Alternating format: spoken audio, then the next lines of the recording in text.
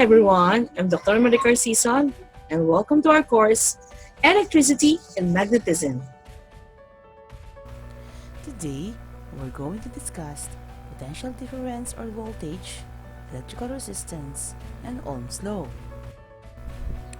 Electrical current is produced when there is a flow of charge. How does the flow of charge happen?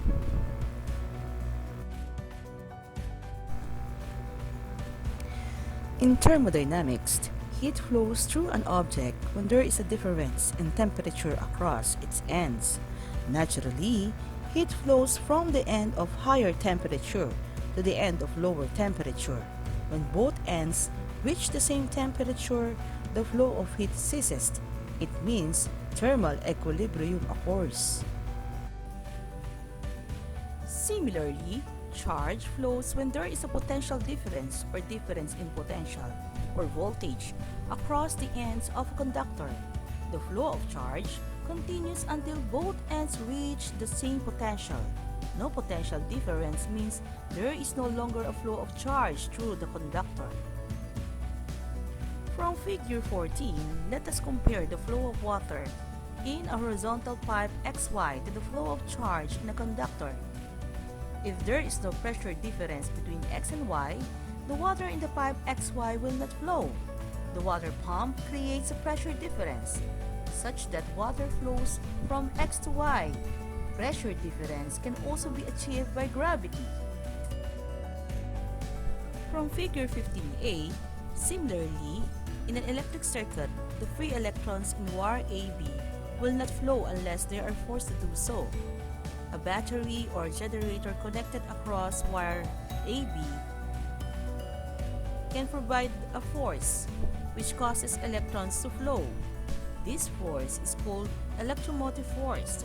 The electromotive force creates an electrical pressure difference across AB. The electric current will then flow from positive terminal of the battery through AB and back to the negative terminal, repeating the cycle until the source of voltage is discharged. Potential difference or voltage is the electrical pressure difference caused by the battery. Potential difference B between 2 points is the work W done in taking one coulomb of positive charge from point of lower potential to a point of higher potential. So therefore, we have potential difference is equals to work done over charge, or V is equals to W over Q. The symbol of voltage is V and its unit is joule per coulomb, which is called volt. Volt is equals to joule over coulomb, or V is equals to J over C. From figure 15b, it shows voltage provides pressure on current flow. From figure, you can see a voltmeter.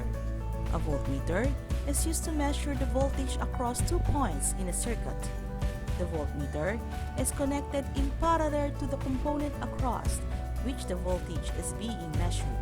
Again, it follows the conventional flow of current, that is from positive terminal to the negative terminal. Electric generator, electric cell, thermocouples, crystals, and solar cells are devices that produce voltage. Another basic electrical quantity is electrical resistance. Electrical resistance is an electrical quantity that measures how the device or material reduces the electrical current flow through it. R is the symbol of resistance. From figure 18, it shows that as electrons flow along the conductor, the material offers opposition to the current. Any opposition to the electron flow along a conductor is called resistance. Almost all materials offer some resistance to current flow, but the amount of resistance varies from each other. Conductors are materials that offer a low resistance to current, while insulators are materials that offer a high resistance to current. In order to move electrons through the high resistance materials, more energy is required. figure 19, we can see the resistance along a conducting wire is lower than the resistance within a load.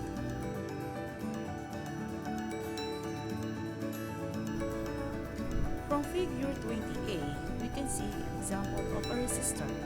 A resistor is an electrical component that reduces current flow. The resistor is color-coded to indicate its value. Ohm is the unit used to specify the amount of resistance. The resistance of an object depends on 4 factors. First is length.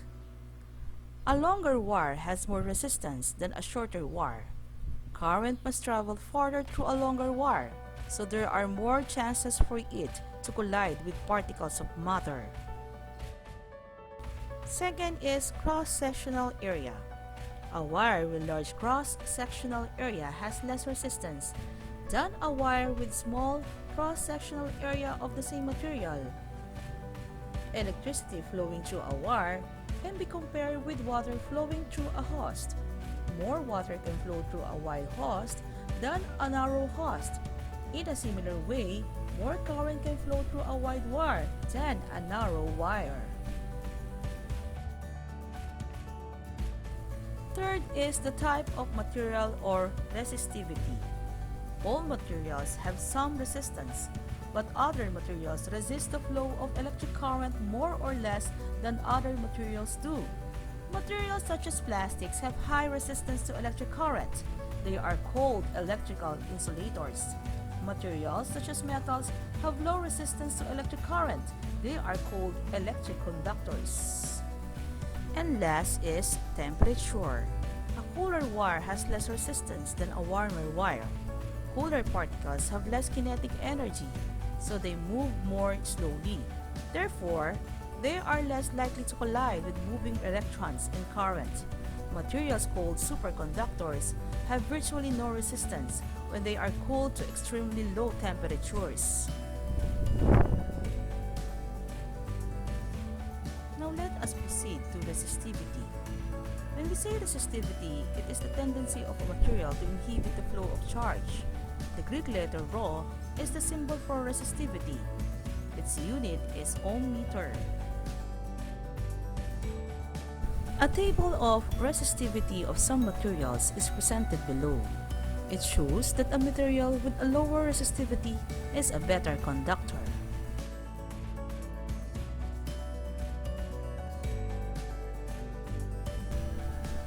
The relationship of resistance R to length L, cross-sectional area A, and resistivity ρ is given as R is equals to ρ multiplied by L over A.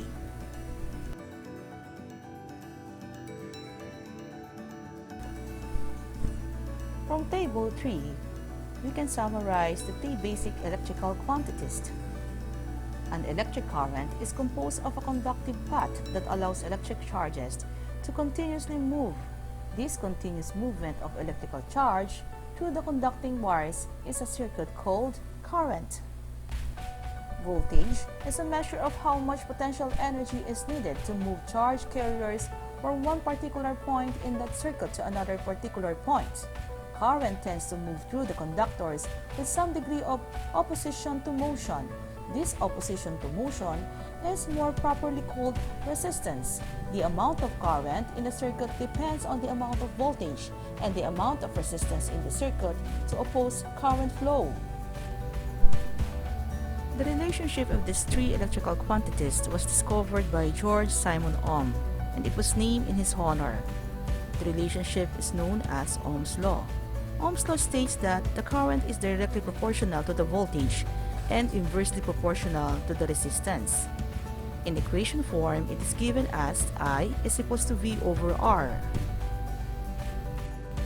That's all from now. Thank you and keep safe.